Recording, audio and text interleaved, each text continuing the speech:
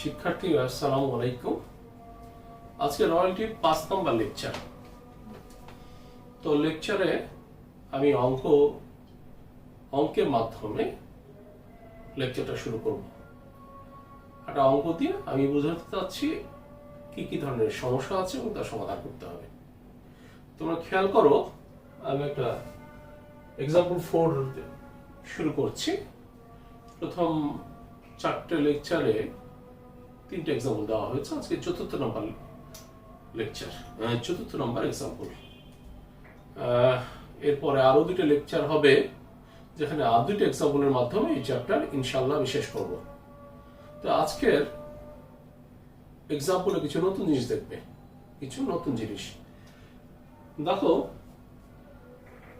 X Limited leased a land from Y Limited for rising coal at টাকা 3 per ton. তাহলে X Limited lease নিচ্ছে, তাহলে X Limited হচ্ছে lessee আর Y Limited হচ্ছে landlord. X Y এর কাছে lease নিয়েছে, কে নিয়েছে? X। তাহলে X হচ্ছে লিজি, ইজারা গ্রহীতা, আর Y দিয়েছে, Y হচ্ছে ইজারা দাতা। রেট অফ রয়্যালটি টাকা 3 per ton, এটাও দেওয়া আছে। মিনিমাম রেন্ট দেওয়া আছে। এবার আমরা জানি যে শর্ট ওয়ার্কিংস থাকলে সেটা পূরণের একটা মেয়াদ প্রশ্ন উল্লেখ থাকে, এখানে সেটাও আছে।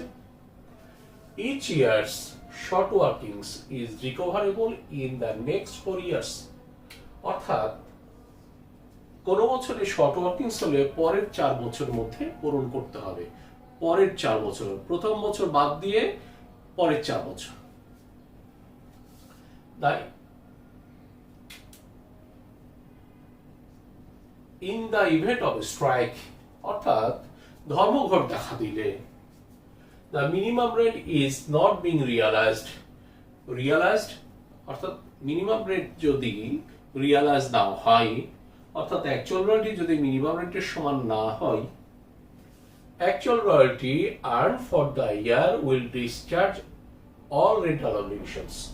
অর্থাৎ ওই বছরে actual royalty rental obligation অর্থাৎ মিনিমাম রেন্টের বাধ্যবাধকতাকে ডিসচার্জ করবে, অর্থাৎ বাধ্যবাধকতা থাকবে না।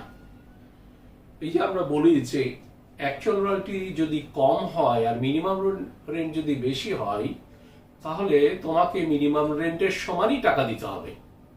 প্রশ্নে বলা হচ্ছে যে বছর স্ট্রাইক দেখা দিবে সে বছর মিনিমাম রেন্টের বাধ্যবাধকতা থাকবে না।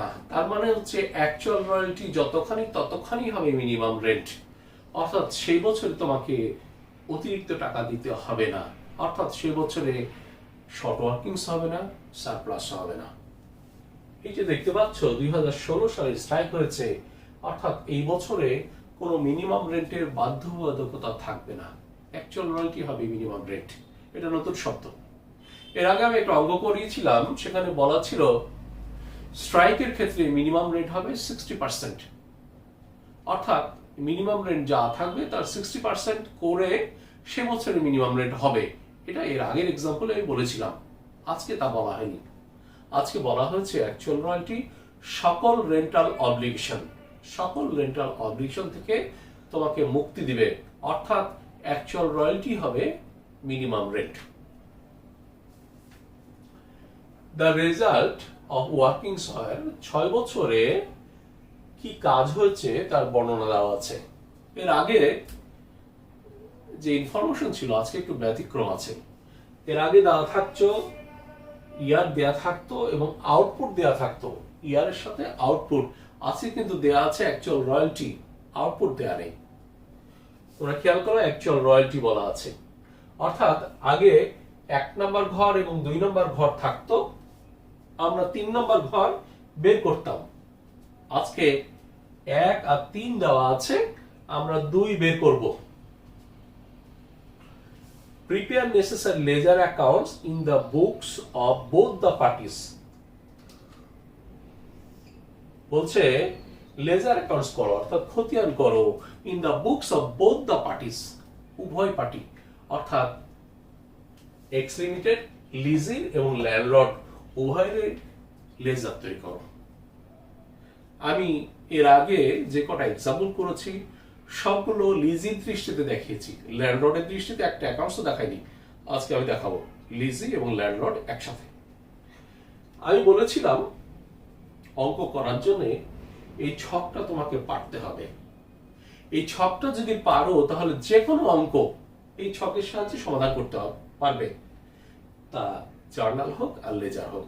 তোমরা মনোযোগ দাও, আমি এই ছকের সাহায্যে আগে ছকটা কমপ্লিট করে তার সাহায্যে আমি লেজারগুলো করে দেখাচ্ছি। আমি আশা করছি এরপরে আর লেজারে কোনো সমস্যা হবে না ইনশাআল্লাহ। তাহলে আমরা দেখি, বছর দেওয়া আছে 2012, 13, 14, 15, 16, 17 আমি উঠিয়েছি। অ্যাকচুয়াল রয়্যালটি দেওয়া আছে। আগে ইয়ার দেওয়া থাকতো এবং আউটপুট দেওয়া থাকতো, এইটা দিয়ে গুণ করতাম, করে অ্যাকচুয়াল রয়্যালটি বের করতাম। এখন ইয়ার দেওয়া আছে, অ্যাকচুয়াল রয়্যালটি দেওয়া আছে, আমরা এটা দ্বারা ভাগ করে আউটপুট বের করব।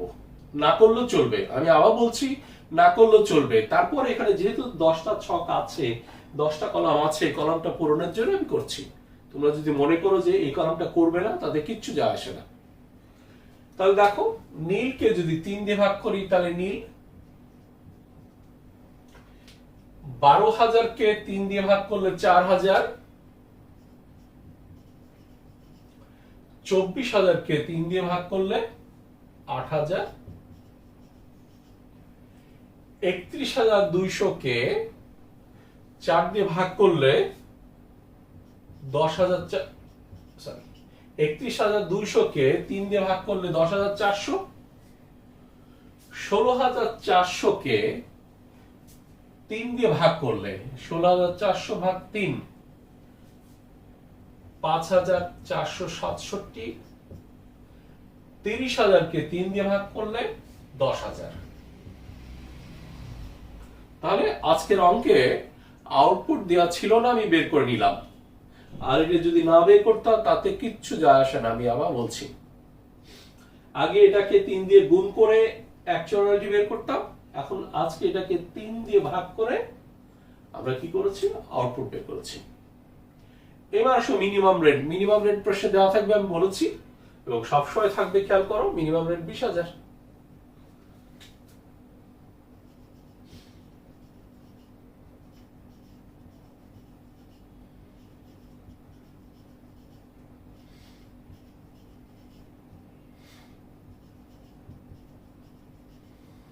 কি বলা ছিল, যে বছরে স্ট্রাইক হবে সে বছর মিনিমাম রেন্টের কোনো অব্লিগেশন, বাধ্যবাধকতা থাকবে না। সে বছর অ্যাকচুয়াল রয়্যালটি হবে মিনিমাম রেন্ট। অ্যাকচুয়াল রয়্যালটি কত ছিল, 16,400, তবে মিনিমাম রেন্টও 16,400।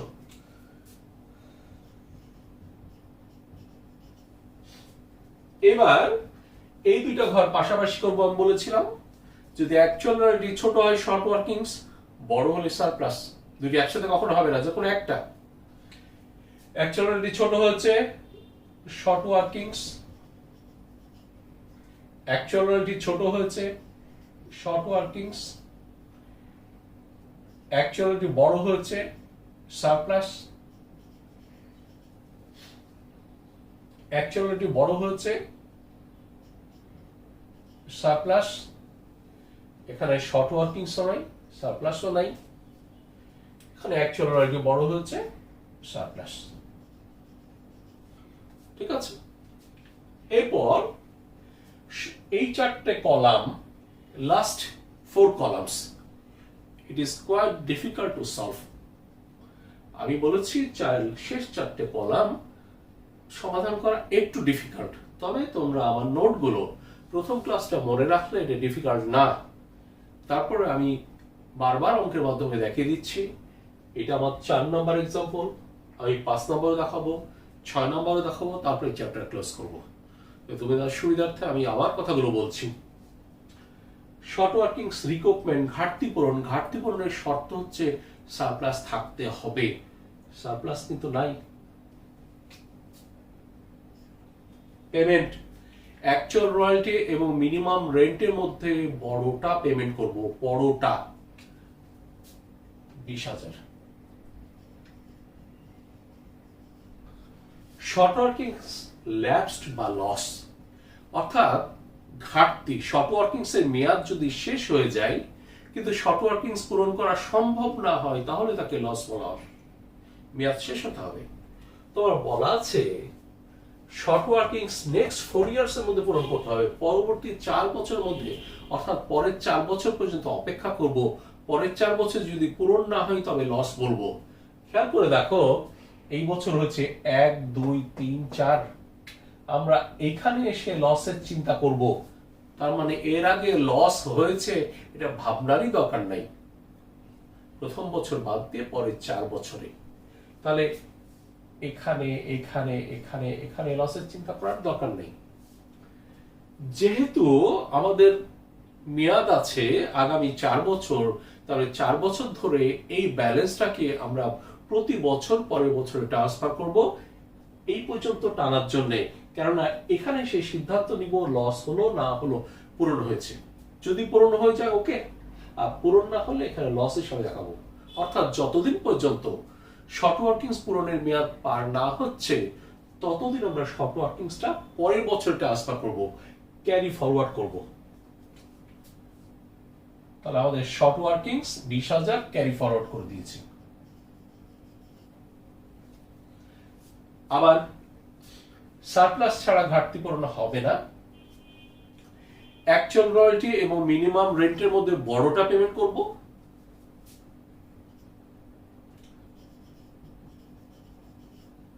ঘাটতি পূরণ অ্যাকচুয়াল রয়্যালটি এবং মিনিমাম রেন্টের মধ্যে বড়টা পেমেন্ট করব। আমি বলেছিলাম লস আমরা এই বছর এসে চিন্তা করব, তার আগে করব না, তাহলে এই পর্যন্ত অপেক্ষা করি। তাহলে আগের বছর ঘাটতি ছিল 20,000, পরের বছর 8,000, মোট কত হলো 28,000, 28,000। তবে মনে রাখতে হবে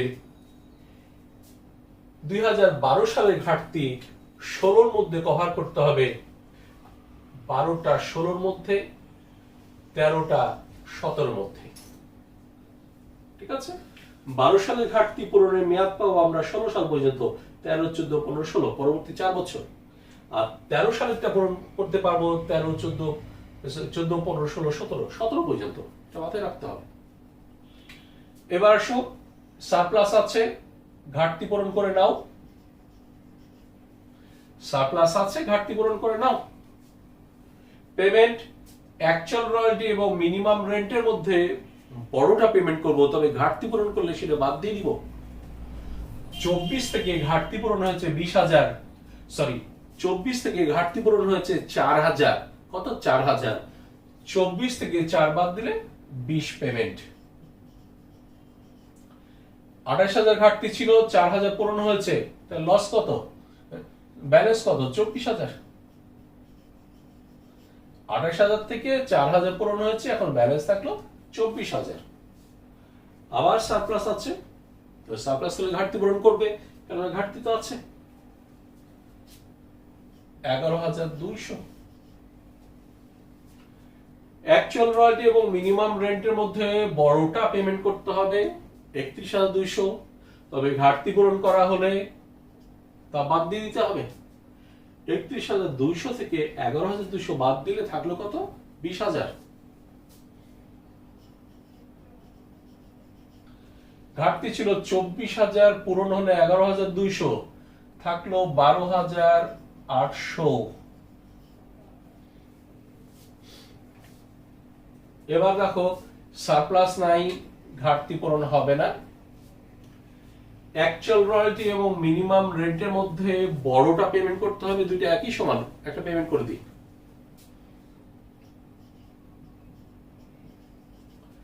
এবার দেখো প্রথম বছরে ঘাটতি ছিল 20,000, ফার্স্ট ইয়ারে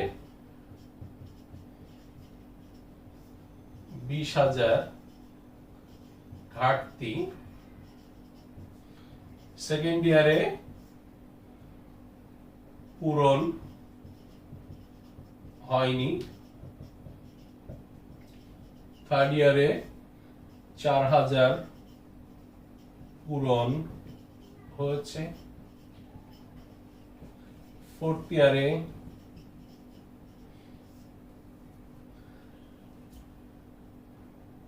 11,200 পূরণ হয়েছে, ফিফথ ইয়ারে পূরণ হয়নি।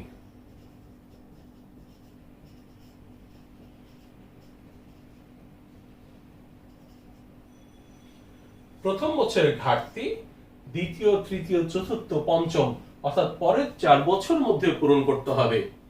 তো 20,000 মধ্যে পূরণ হয়েছে কত? 4,000 আর 11,200, 15,200 পূরণ হয়েছে। কত পূরণ হয়েছে? 15,200। তাহলে 20 থেকে 15,200 বাদ দিলে 4,800 টাকা পূরণ হয়নি। কিন্তু মেয়াদ শেষ, ঘাটতি পূরণের মেয়াদ শেষ হয়ে গেছে। 20,000 মধ্যে পূরণ হয়েছে কত? 15,400। তাই 4,800 এখন লস।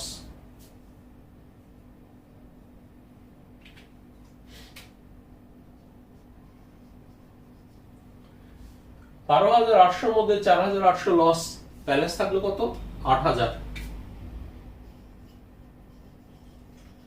তাছাড়া আমি বলেছিলাম প্রথম বছরের ঘাটতি 1, 2, 3, 4 পরবর্তী 4 বছরের মধ্যে, অর্থাৎ 12 সালের ঘাটতি 16 সালের মধ্যে পূরণ করতে হবে।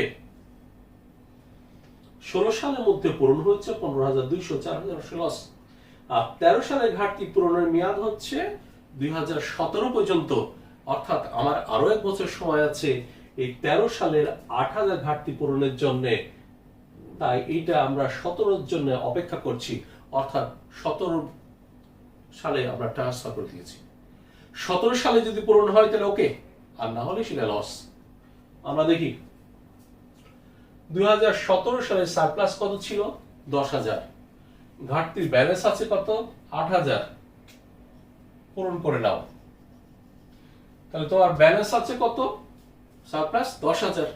ঘাটতি পূরণের জন্য তোমার হাতে 10,000 টাকা আছে সারপ্লাস, কিন্তু ঘাটতি ছিল 8,000। সুতরাং 8,000 বেশি পূরণ করতে পারবে না। যেহেতু ঘাটতি পূরণ হয়ে গেল, কোনো লস নাই, কোনো ব্যালেন্স নাই। ঘাটতি পূরণ শেষ, লস নাই, ব্যালেন্স নাই। ঘাটতি পূরণ না হলে লস, মেয়াদ থাকলে ব্যালেন্স, দুটোই শেষ। পেমেন্ট অ্যাকচুয়াল রয়্যালটি এবং মিনিমাম রেন্টের মধ্যে বড়টা পেমেন্ট করবে, তবে ঘাটতি পূরণ করা হলে তা বাদ দিতে হবে। 30 থেকে 8 বাদ দিলে 22।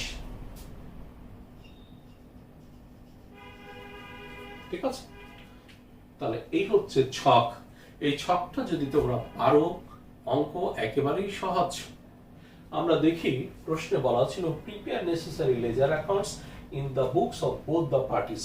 উভয় পার্টির অ্যাকাউন্টে নেসেসারি লেজার অ্যাকাউন্টস করো। আমরা জানি, আমি বলেছিলাম লিজি বই,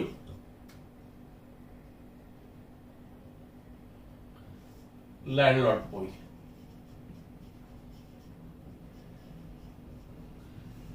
এখানে রয়্যালটি এক্সপেন্স,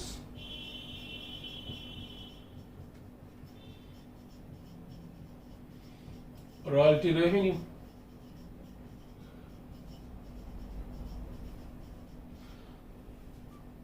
এখানে বলেছিলাম ল্যান্ডলর্ড, এখানে ল্যান্ডলর্ড হচ্ছে ওয়াই লিমিটেড, এখানে লিজি মানে এক্স লিমিটেড। Short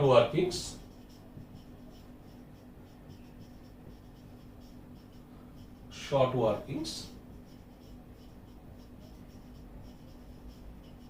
suspense. খেয়াল করো, লিজির বইতে 3টা, ল্যান্ডলর্ডের বইতে 3টা। এখানে রয়্যালটি এক্সপেন্স, এখানে রয়্যালটি রেভিনিউ। লিজি নামলি বই, লিজি অ্যাকাউন্টস করবে ল্যান্ডলর্ডের, আর ল্যান্ডলর্ড করবে লিজির। লিজি করবে short workings, landlord short workings suspense. তাহলে আমরা লেজারগুলো করে দেখাই। এটার কাজ শেষ। এই ছক দেখে অঙ্ক করবো, সুতরাং আমি এটা মুছে দিচ্ছি। In the book of X Limited. In the book of Y Limited. আমরা জানি X Limited বইতে 3টা হবে, Y Limited বইতে 3টা হবে। আগে এটা করি, royalty expense,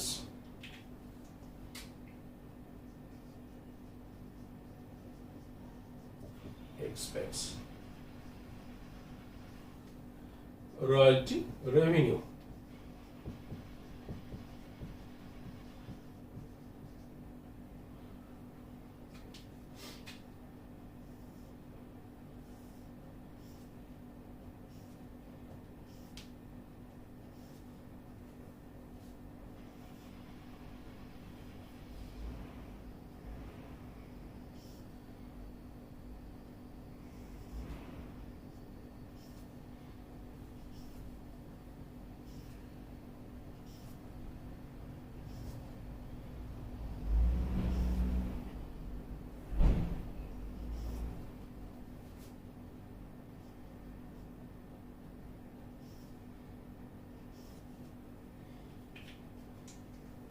date,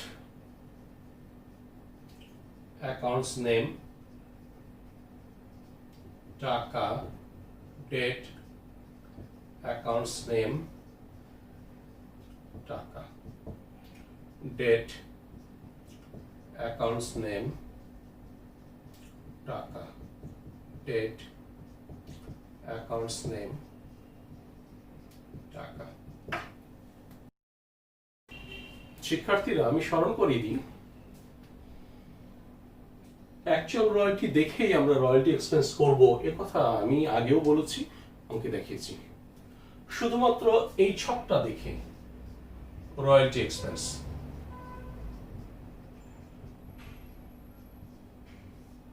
expense debit না ক্রেডিট? ডেবিট। ডেবিট দিকে টাকাটা কাকে দিচ্ছি? ল্যান্ডলর্ডকে। তাই ডেবিট দিকে ল্যান্ডলর্ড নামে আর ক্রেডিট দিকে প্রোডাকশন নামে। তাছাড়া তোমরা যদি জার্নালগুলো অ্যানালাইসিস করো, জার্নাল ছিল রয়্যালটি এক্সপেন্স ডেবিট, ল্যান্ডলর্ড, এখানে ল্যান্ডলর্ড হচ্ছে ওয়াই লিমিটেড ক্রেডিট, আর আরেকটা ছিল production debit, royalty expense credit.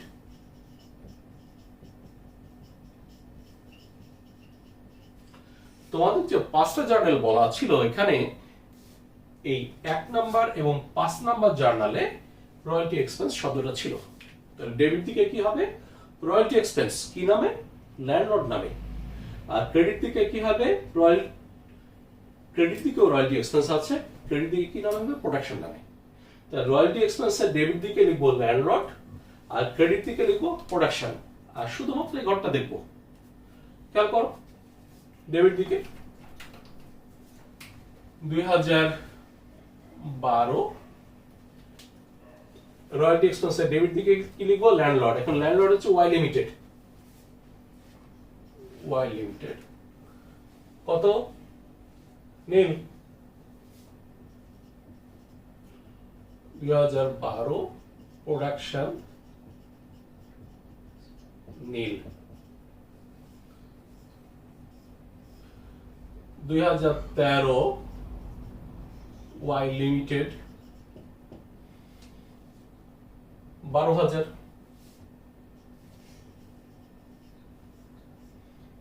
2013 production 12,000। 2014 Y limited 24,000। 2014 production 24,000। তাহলে জাস্ট এই ঘরটা প্রথমে নীল, তারপরে 12,000, তারপরে 24,000, তারপরে হবে 31,200, তারপরে 16,200, তারপরে 30,000, পারা যাবে না? নিশ্চয়ই পারা যাবে। একইভাবে আমরা চালাতে থাকবো। এবার আসো royalty revenue.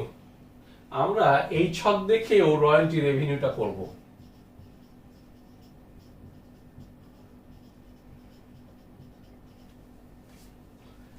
Expense debit, royalty revenue credit. তাহলে ক্রেডিট দিকে বসাবো। এখানে কি নামে বসিয়েছিলাম? ওয়াই লিমিটেড নামে। এখন কি নামে বসাবো? এক্স লিমিটেড নামে। আমি বলেছিলাম লিজি এবং ল্যান্ডলর্ডের পার্থক্য। এখানে লিখবো রয়্যালটি এক্সপেন্স, এখানে লিখবো রয়্যালটি রেভিনিউ,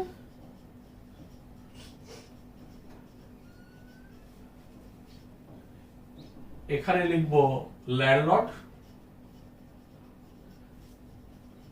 মানে ওয়াই লিমিটেড, এখানে লিখবো লিজি মানে এক্স লিমিটেড, এখানে লিখবো শর্ট ওয়ার্কিংস, এখানে লিখবো শর্ট ওয়ার্কিংস সাসপেন্স, এখানে প্রোডাকশন, এখানে ইনকাম সামারি, ডেবিট হবে ক্রেডিট, ক্রেডিট হবে ডেবিট। আমি বলেছিলাম এই পার্থক্য। তাহলে রয়্যালটি এক্সপেন্সের জায়গায় লিখবো রেভিনিউ, আর প্রোডাকশনের জায়গায় লিখবো ইনকাম সামারি। ডেবিটটা ক্রেডিট করে দিব, ক্রেডিটটা ডেবিট। শুরু করি। তাহলে 2012 রয়্যালটি রেভিনিউ আমরা কি লিখবো? আমরা ল্যান্ডলর্ডের জায়গায় লিখবো লিজিং। তাহলে আমরা করবো Y limited, lessee X limited, nil 2012 income summary নীল,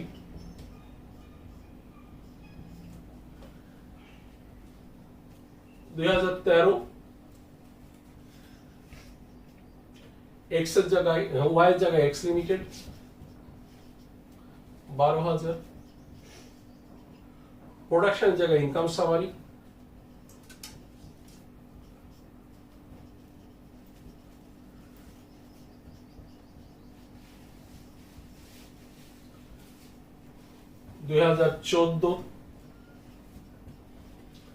ডেবিটটা ক্রেডিট, ক্রেডিটটা ডেবিট, এক্স ওয়াই লিমিটেড হবে এক্স লিমিটেড 24,000, প্রোডাকশন হবে ইনকাম সামারি,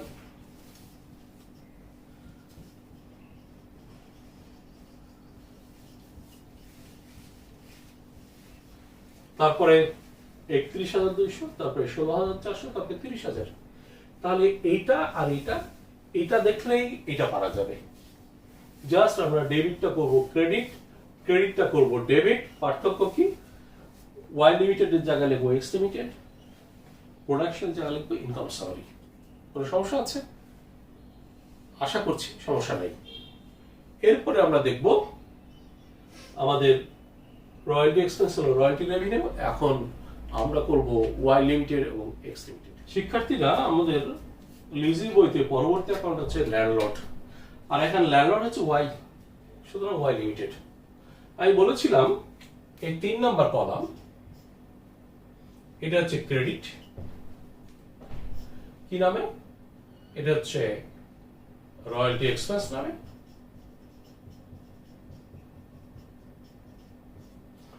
আর 8 নাম্বার কলাম এটা ডেবিট ব্যাংক নামে।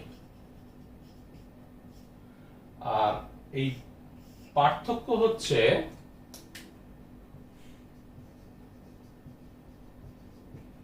Short workings.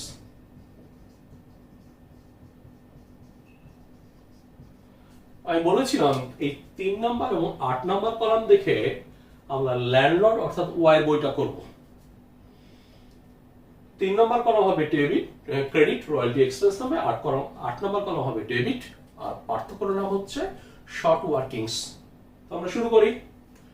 3 নম্বর কলাম কি হচ্ছে রয়্যালটি এক্সপেন্স,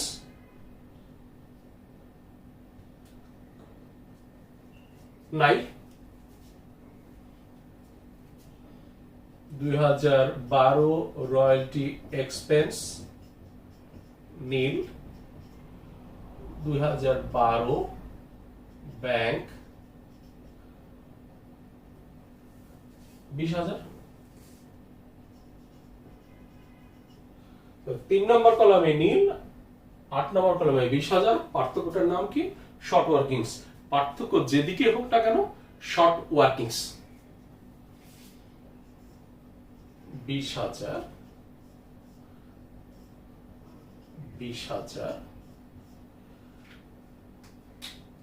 শর্ট ওয়ার্কিংস 20,000।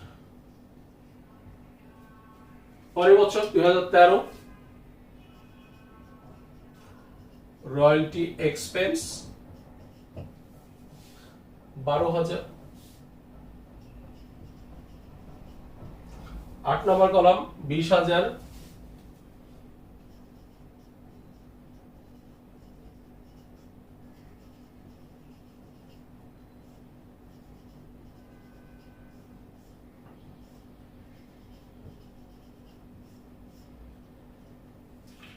পার্থক্য শর্ট ওয়ার্কিংস 8,000। 2014 3 নম্বর column royalty expense 24,000,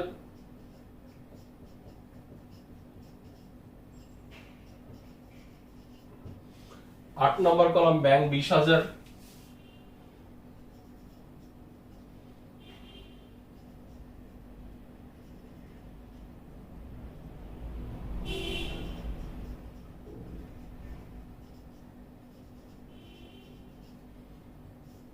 24,000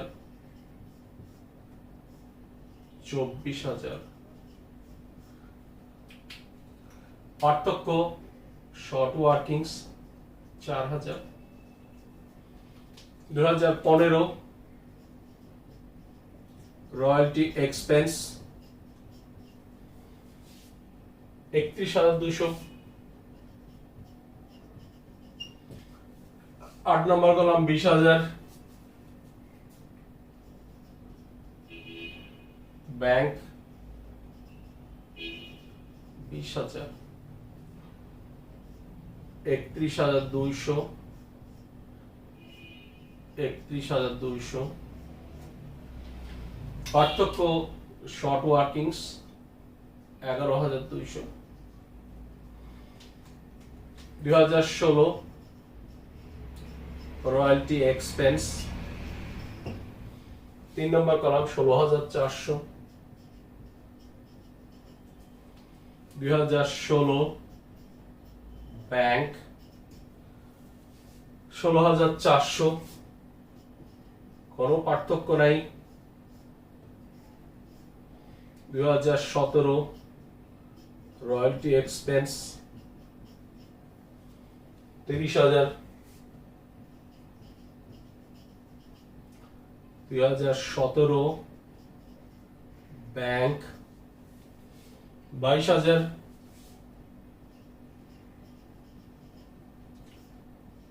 30 থেকে 22 বাদ দিলে শর্ট ওয়ার্কিংস 8,000। তাহলে শিক্ষার্থীরা আমি আগে যা বলেছিলাম আজকেও তাই বললাম। এখন আমি ল্যান্ডলর্ডের বইতে লিজের অ্যাকাউন্ট করবো। লিজের নাম হচ্ছে এক্স লিমিটেড। এই 3 নম্বর এবং 8 নম্বর কলাম দেখে যেমন ল্যান্ডলর্ড করেছি, ওয়াই লিমিটেড করেছি, সেই কলাম দেখে লিজি করব, খালি চেঞ্জ করে দিব। কি চেঞ্জ? এখানে লিখবো রয়্যালটি রেভিনিউ,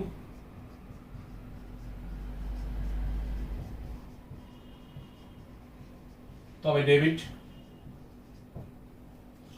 এখানে লিখবো ব্যাংক, ব্যাংকই লিখবো তবে ক্রেডিট। আর পার্থক্য লিখব শর্ট ওয়ার্কিং সাসপেন্স। একই কাজ করব, 3 নম্বর এবং 8 নম্বর কলামই দেখব। এক্সপেন্সের জায়গায় লিখবো রেভিনিউ, ব্যাংকের জায়গায় লিখবো ব্যাংক, তবে ডেবিট ক্রেডিট চেঞ্জ করে দিব। আর পার্থক্যটার নাম শর্ট ওয়ার্কিং সাসপেন্স। আমরা শুরু করি। 2012 রয়্যালটি রেভিনিউ নীল,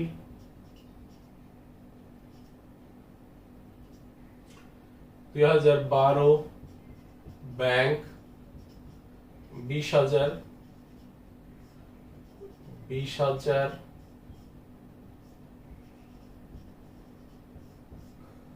পার্থক্য শর্ট ওয়ার্কিং সাসপেন্স।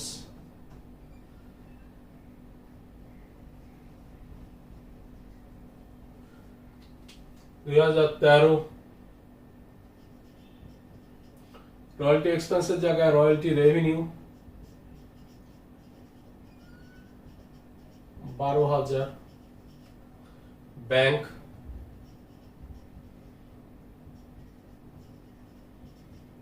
20,000, 20,000 থেকে 12,000 বাদ দিই, short working suspense 8,000। 2014 royalty revenue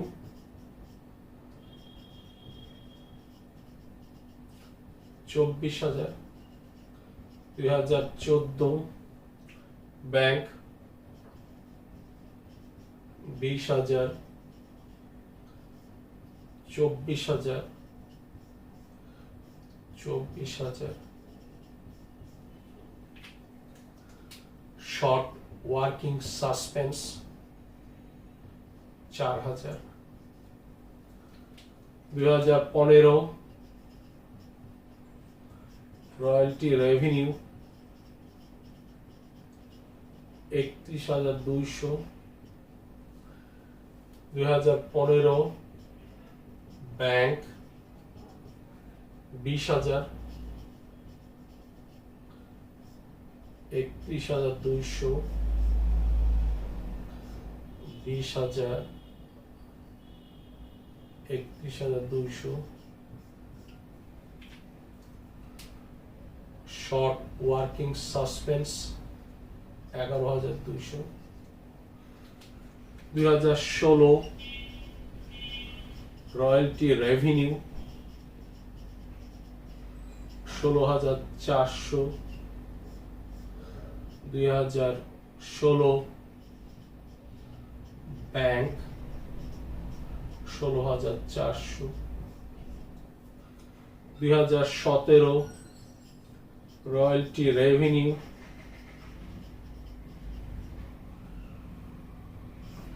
30,000,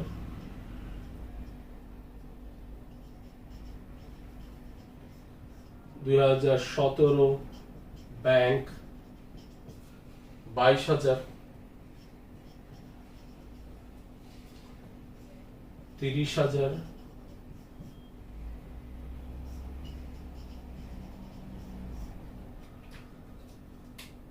short working suspense 8,000। তাহলে শিক্ষার্থীরা, আমি এর আগে এটা দেখিয়েছিলাম, আজকে এটা দেখালাম। খুব পার্থক্য লেগেছে কি?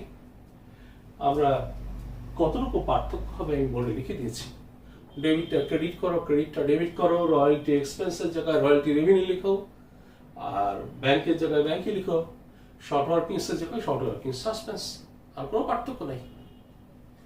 এরপর আমাদের থার্ড হচ্ছে শর্ট ওয়ার্কিং এবং short working suspense.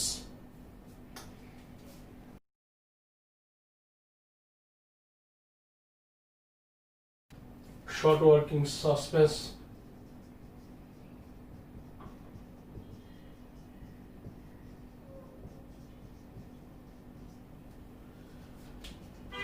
date accounts name, টাকা, ডেট, অ্যাকাউন্টস নেম, টাকা, ডেট, অ্যাকাউন্টস নেম, টাকা, ডেট, অ্যাকাউন্টস নেম, টাকা।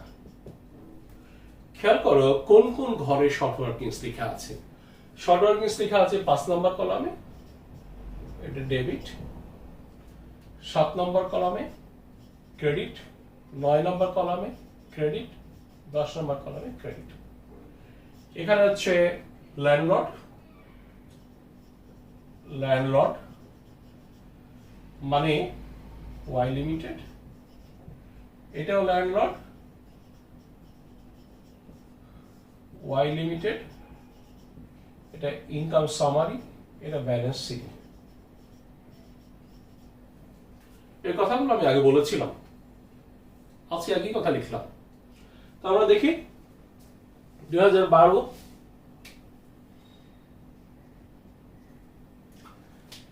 5 নম্বর কলামে 20,000 আছে ল্যান্ডলর্ড নামে, ওয়াই লিমিটেড 20,000। 7 নম্বর কলামে কিছু নাই, 9 নম্বর কলামে নাই, আছে 10 নম্বর কলামে ব্যালেন্স সিডি।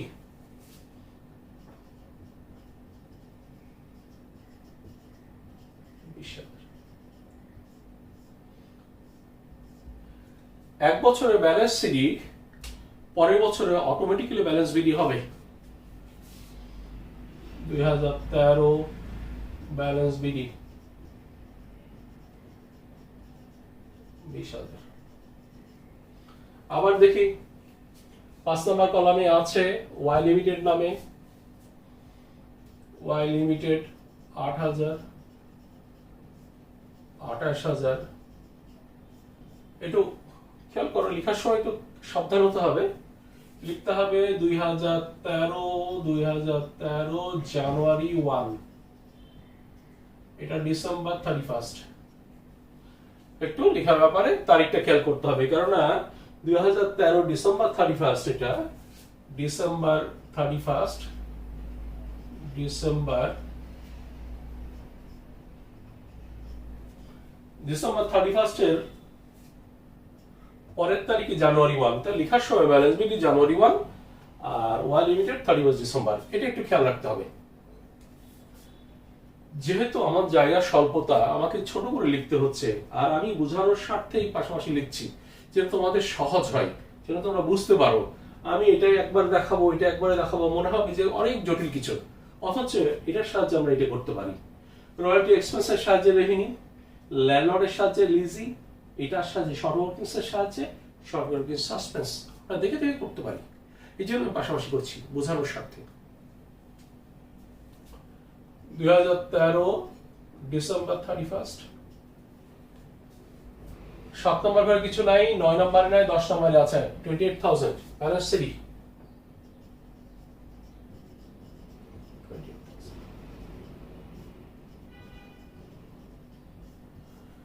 2014 জানুয়ারি 1 ব্যালেন্স বিডি 28,000। আমি বলেছি সিডিটা অটোমেটিক্যালি বিডি হবে। তারপর 5 নম্বর ঘরে কিছু নাই, আছে 7 নম্বর ঘরে 4,000 কি নামে, Y limited. 2013 December 31 Y limited কত, 4,000।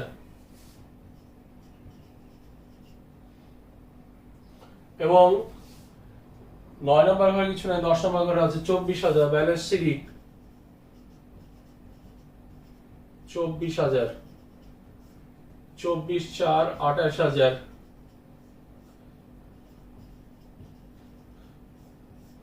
আবার সেই কথা, ব্যালেন্স সিডিটা অটোমেটিক্যালি বিডি হবে। 2015 ব্যালেন্স বিডি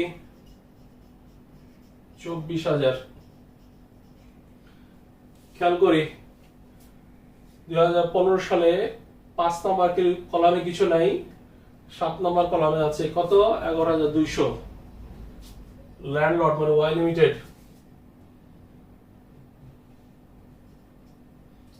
2015 ওয়াই লিমিটেড 11,200। 10 নম্বর কলামে 12,800, ব্যালেন্স সিডি 12,800, 24,000,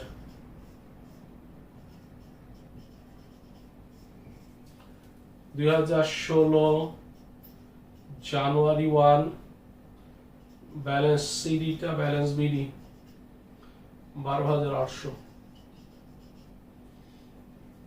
2016 এ কলামে নাই, 7 নম্বর কলামে নাই, আছে 9 নম্বর কলামে 4,000, income summary 2016 income summary 4,800, balance CD 12,800, 12,800, আমরা দেখি ব্যালেন্স সিডি 8,000,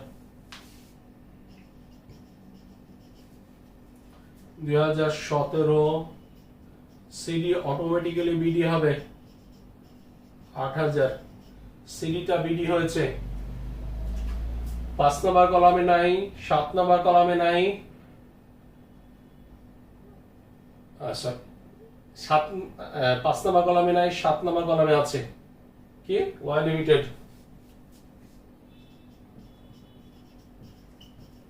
8,000, 9 নম্বর কলাম নাই, 10 নম্বর কলামে নাই, তাহলে শেষ অঙ্ক। অনুরূপ ভাবে আমি বলেছিলাম শর্ট ওয়ার্কিং সাসপেন্স নামে, তাহলে এই 4টে ঘর দেখে আমরা শর্ট ওয়ার্কিং অ্যাকাউন্ট এর 4টে ঘর থেকে শর্ট ওয়ার্কিং সাসপেন্স করব। কিভাবে করব? ডেবিট কে করব ক্রেডিট, ক্রেডিট কে করব ডেবিট, ক্রেডিট কে করব ডেবিট, ক্রেডিট কে করব ডেবিট। ওয়াই লিমিটেড হবে এক্স লিমিটেড, ওয়াই লিমিটেড হবে এক্স লিমিটেড, আর এগুলো ঠিক থাকবে। ডেবিট হবে ক্রেডিট, ক্রেডিট হবে ডেবিট, ক্রেডিট হবে ডেবিট, ক্রেডিট হবে ডেবিট, ওয়াই লিমিটেড হবে এক্স লিমিটেড, ওয়াই লিমিটেড হবে এক্স লিমিটেড, ইনকাম সামারি থাকবে, সিডি থাকবে। দেখে দেখে করি। তাহলে আমি ডেবিটটা ক্রেডিট করব, আমরা শুরু হচ্ছে ক্রেডিট দিয়ে 2012 এক্স লিমিটেড 20,000, 2012 সেই একই কথা এক্স লিমিটেড। 7 নম্বর ঘরে নাই, এখানে নাই, এখানে আছে, ব্যালেন্স সিডি নামে 20,000, ব্যালেন্স সিডি অটোমেটিক্যালি পরের বছর ব্যালেন্স বিডি করব জানুয়ারি 1, ব্যালেন্স বিডি 20,000। এই ঘর দেখি ক্রেডিট এক্স লিমিটেড নামে, এক্স লিমিটেড 8,000, 28,000,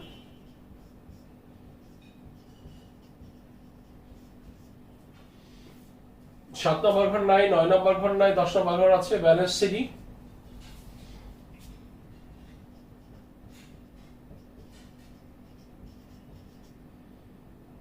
28,000, 2014 সিডিটা অটোমেটিক্যালি বিডি হবে 28,000, সিডি বিডি হয়ে আসবে।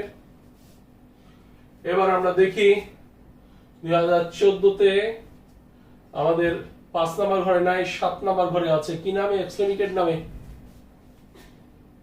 2014 এক্স লিমিটেড 4,000। তারপরে 9 নম্বর ঘরে নাই, শেষের ঘরে আছে 28,000,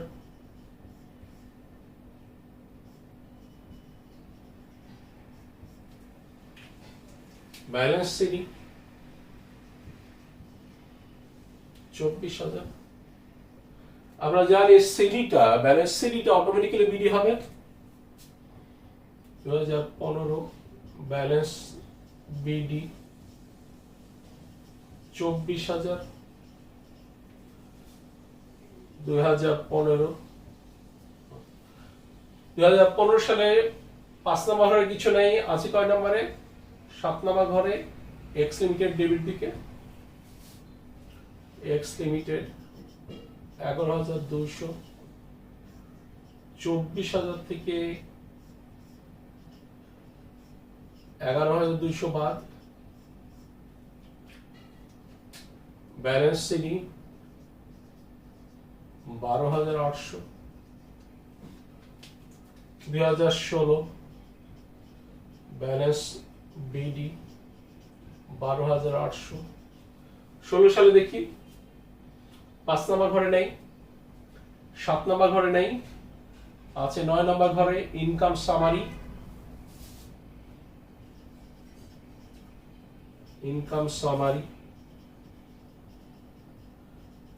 4,800 12,800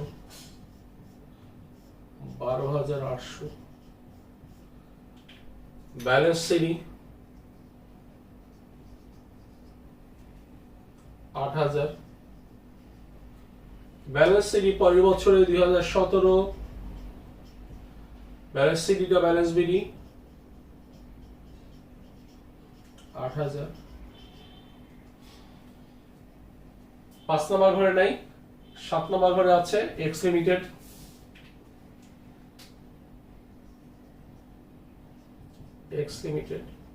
8,000 9 নম্বর ঘরে নেই, 10 নম্বর ঘরে নেই, ক্লোজ। তো শিক্ষার্থীরা, আমি একটা অঙ্কের মাধ্যমে ল্যান্ডলর্ড এবং লিজি উভয় বইতে 6টা লেজার দেখিয়েছি। ল্যান্ডলর্ডের ঘরে 3টা, লিজির ঘরে 3টা। আমি পরবর্তী ক্লাসে অর্থাৎ নেক্সট এক্সাম্পলে আমরা একই অঙ্ক দেখে ল্যান্ডলর্ড এবং লিজির ঘরে একত্রে জার্নাল করে দেখাবো এবং পরের লেকচারে আমি সাবলিজের অঙ্ক করে দেখিয়ে এই চ্যাপ্টারটা ক্লোজ করে দিব ইনশাআল্লাহ। এই চ্যাপ্টারে যে কটা এক্সাম্পল আমি দিব তা প্র্যাকটিস করলে ফাইনাল পরীক্ষায় কমন পেয়ে যাবে। এর বাইরে কোনো চিন্তা ভাবনা আরো করার দরকার নেই, এই বাইরে প্র্যাকটিসও করার দরকার নেই। ফাইনাল পরীক্ষায় পারার জন্য এই কয়টাই যথেষ্ট। তোমাদের বলে রাখি যে তোমরা ক্লাস দেখছো কিন্তু সাবস্ক্রাইবের পরিমাণ অত্যন্ত কম। তোমরা যদি সাবস্ক্রাইব করো, আমার প্রত্যেকটা নতুন ক্লাস তোমাদের নেটওয়ার্কের মাধ্যমে তোমাদের কাছে পৌঁছে যাবে। তো আশা করছি যারা যারা সাবস্ক্রাইব করেনি তারা করবে এবং পরের ক্লাসে যেন অপেক্ষা করো। আজকের মতো আল্লাহ হাফেজ।